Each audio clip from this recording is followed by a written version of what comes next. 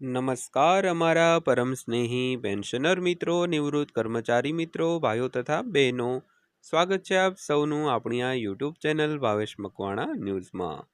તો પેન્શનર મિત્રો, આજના વિડીયોની અંદર આપણે વાત કરવાના છીએ કેન્દ્રના ધોરણે ગુજરાત રાજ્યના પેન્શનરો અને નિવૃત્ત કર્મચારીઓને પણ આજરોજ તારીખ એટલે કે 3/7/2026ના રોજ મળી છે આ મોટી ભેટ. તો પેન્શનર મિત્રો, આજની તારીખમાં કેન્દ્રના ધોરણે ગુજરાત રાજ્યના પેન્શનરોને કઈ મોટી ભેટ મળી છે તે જાણવા માટે આજના વિડીયોની અંદર તમે અંત સુધી બન્યા રહેજો. અને હજી સુધી જો આપણી આ ચેનલ તમે સબસ્ક્રાઈબ ન કરી હોય અને જો તમે એક નિવૃત્ત પેન્શનર અથવા સરકારી કર્મચારી હો તો આપણી આ યુટ્યુબ ચેનલ અત્યારે જ સબસ્ક્રાઈબ કરી લેજો, કારણ કે તમારા માટે રોજબરોજની અગત્યની માહિતીના વિડીયો આપણી આ યુટ્યુબ ચેનલમાં એકદમ સરળ ભાષામાં અને વિગતવાર સમજૂતી સાથે અપલોડ થતા હોય છે. તો ખાસ કરીને વિડીયોમાં અંત સુધી બન્યા રહેજો, ચેનલને સબસ્ક્રાઈબ કરી લેજો અને વિડીયોને નાની એવી એક લાઈક પણ આપી દેજો. તો શરૂ કરીએ આજનો આ વિડીયો. તો સૌથી પહેલાં વાત કરીએ તો કેન્દ્રીય કર્મચારી સંગઠનો લઘુત્તમ મૂળભૂત પગારમાં નોંધપાત્ર વધારા માટે દબાણ છે તે કરી રહ્યા હોવાથી 8મા પગાર પંચની આસપાસની ચર્ચા વધુ તીવ્ર બની છે. તો પગાર સુધારો, ફિટમેન્ટ ફેક્ટર અને મોંઘવારી ભથ્થા એટલે કે ડીએના મર્જર જેવા મુદ્દાઓ ચર્ચા હેઠળ છે. પરંતુ સૌથી મોટો પ્રશ્ન એ છે કે શું વર્તમાન લઘુત્તમ મૂળભૂત પગાર ₹18,000 કે ₹55,000 અથવા તો ₹69,000 કરવો જોઈએ? તો આ આંકડા કર્મચારી સંગઠનો દ્વારા કરવામાં આવેલી માંગણીઓ છે અને હજુ સુધી કોઈ સત્તાવાર નિર્ણય લેવામાં આવ્યો નથી. તો અંતિમ ભલામણ 8મા પગાર પંચના મૂલ્યાંકન અને કેન્દ્ર સરકારની મંજૂરી પર આધારિત રહેશે. તો ખાસ કરીને હાલમાં 8મા પગાર પંચને લઈને ઘણી ચર્ચાઓ ચાલી રહી છે. તો મૂળ પગાર 18,000થી વધીને 55,000 અથવા તો 69,000 કરવો જોઈએ. પરંતુ આ આંકડા ફક્ત એક અંદાજ છે, કોઈપણ જાતની સત્તાવાર નિર્ણય છે તે લેવામાં આવ્યો નથી અને અંતિમ ભલામણ માટે 8મા પગાર પંચના મૂલ્યાંકન અને કેન્દ્ર સરકારની મંજૂરી પર આધારિત રહેશે દોસ્તો. તો ત્યારબાદ વાત કરીએ તો વર્તમાન ₹18,000 લઘુત્તમ પગાર પર શા માટે પ્રશ્ન ઉઠાવવામાં આવી રહ્યો છે?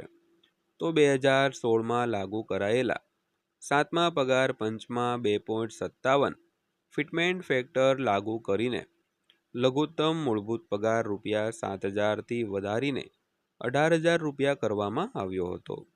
તો કર્મચારી સંગઠનો દલીલ કરે છે કે છેલ્લા દાયકામાં મોંઘવારી દરમાં નોંધપાત્ર વધારો થયો છે. ખોરાક, રહેઠાણ, પરિવહન, આરોગ્ય સંભાળ અને શિક્ષણ પરના ખર્ચમાં પણ તીવ્ર વધારો થયો છે. તો સરકારી કર્મચારીઓની ખરીદ શક્તિમાં પણ ઘટાડો થયો છે. તો મોંઘવારી ભથ્થું વધતા જીવન ખર્ચના જે પ્રતિબિંબિત છે તે કરતું નથી. તો યુનિયનોના મતે આ ફેરફારો વર્તમાન લઘુત્તમ પગારને આજની આર્થિક પરિસ્થિતિઓ માટે અપૂરતો બનાવે છે. તો ખાસ કરીને વર્તમાનમાં જે ₹18,000 લઘુત્તમ પગાર મળી રહ્યો છે તેના ઉપર પ્રશ્ન ઉઠાવવામાં આવી રહ્યો છે, કારણ કે હાલમાં મોંઘવારીનો દર પણ ખૂબ વધ્યો છે અને જે જીવન જરૂરિયાતની વસ્તુઓ છે તે પણ વધુ મોંઘી થતી ગઈ છે. તો હાલમાં જે મોંઘવારી ભથ્થું છે તે વધતા જીવન ખર્ચને છે પ્રતિબિંબિત કરતું નથી. તો યુનિયનોના મતે આ ફેરફારો વર્તમાન લઘુત્તમ પગારને આજની આર્થિક પરિસ્થિતિઓ માટે અપૂરતો બનાવે છે દોસ્તો. તો ત્યારબાદ વાત કરીએ તો કેટલાક યુનિયનો ₹55,000ની માંગ કેમ કરી રહ્યા છે? તો all India NPS employees federation એટલે કે AINPSEF એ પ્રસ્તાવ મૂક્યો કે લઘુત્તમ પગારમાં સુધારતા જીવન ધોરણને આધારે સુધારો કરવો જોઈએ. તો ફેડરેશન દલીલ કરે છે કે 7મા પગાર પંચે 3 જણના પરિવારને વપરાશ એકમ તરીકે ગણ્યો હતો. તો આજે ઘણા કર્મચારીઓ તેમના આશ્રિત માતા પિતાને પણ ટેકો આપે છે, જે 5 સભ્યોના પરિવારને વધુ વાસ્તવિક મોડેલ બનાવે છે. તો ICMR પોષણ ધોરણો, ખાદ્ય ખર્ચમાં વધારો, ફુગાવો અને ડીએ મર્જરના આધારે લઘુત્તમ પગાર ₹55,000થી 60,000ની રેન્જમાં હોવો જોઈએ. તેથી AINCFSFે લઘુત્તમ મૂળભૂત પગાર ₹55,000 નક્કી કરવાની ભલામણ છે તે કરી છે દોસ્તો. તો ત્યારબાદ વાત કરીએ તો ₹69,000નો આંકડો કેવી રીતે ચિત્રમાં આવે છે. તો કેટલાક કર્મચારી સંગઠનો ફિટમેન્ટ ફેક્ટર વધારવા પર ધ્યાન કેન્દ્રિત કરી રહ્યા છે. તો વર્તમાન ફિટમેન્ટ ફેક્ટર 2.57 અને પ્રસ્તાવિત ફિટમેન્ટ ફેક્ટર 3.83. તો જો વર્તમાન લઘુત્તમ મૂળભૂત પગાર ₹18,000 પર 3.83 ફિટમેન્ટ ફેક્ટર લાગુ કરવામાં આવે તો સુધારેલ પગાર આશરે હશે 18,000 × 3.83 બરાબર 68,940. તે લગભગ ₹69,000 સમથિંગ જ છે. જો કે આ કર્મચારી યુનિયનોનો પ્રસ્તાવ છે અને તેને સત્તાવાર રીતે સ્વીકારવામાં આવ્યો નથી દોસ્તો. તો ત્યારબાદ વાત કરીએ તો 8મા પગાર પંચ સમક્ષ પડકારો વિશે. તો ભલામણો કરતા પહેલા કમિશન ઘણા મહત્વપૂર્ણ પરિબળોનું મૂલ્યાંકન કરે તેવી અપેક્ષા છે, જેમાં નીચેનાનો સમાવેશ થાય છે. તો ફુગાવાના વલણો, રહેવાનો ખર્ચ, સરકારની નાણાકીય સ્થિતિ, સરકારી તિજોરી પર નાણાકીય બોજ અને કર્મચારીઓ અને પેન્શનરોની પગાર અપેક્ષાઓ.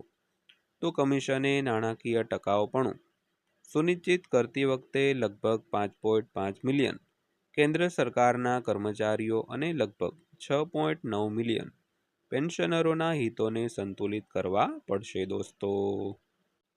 તો ત્યારબાદ અંતમાં વાત કરીએ તો અંતિમ નિર્ણય હજુ લેવાનો બાકી છે. તો હાલમાં ₹55,000 અને 69,000ના આંકડા ફક્ત કર્મચારી સંગઠનો દ્વારા રજૂ કરાયેલા પ્રસ્તાવો છે. તો 8મા પગાર પંચે સત્તાવાર રીતે કોઈ સુધારેલા લઘુત્તમ પગારની ભલામણ કરી નથી અને કેન્દ્ર સરકારે કોઈ નવા પગાર માળખાને મંજૂરી આપી નથી. તો કમિશન તેની ભલામણો રજૂ કરે અને સરકાર તેનો નિર્ણય જાહેર કરે તે પછી જ અંતિમ લઘુત્તમ મૂળભૂત પગાર જાણી શકાશે દોસ્તો. તો દોસ્તો આ હતી આજની માહિતી પસંદ આવી હોય, વિડીયો સારો લાગ્યો હોય તો વિડીયોને એક લાઇક કરજો અને રોજે રોજ આવા જ વિડીયો જોવા માટે આપણી આ ચેનલ સબસ્ક્રાઈબ કરી લેજો. તો ફરીવાર પાછા મળીશું એક નવા વિડીયો સાથે, નવી માહિતી સાથે. ત્યાં સુધી સૌને જય હિન્દ, વંદે માતરમ.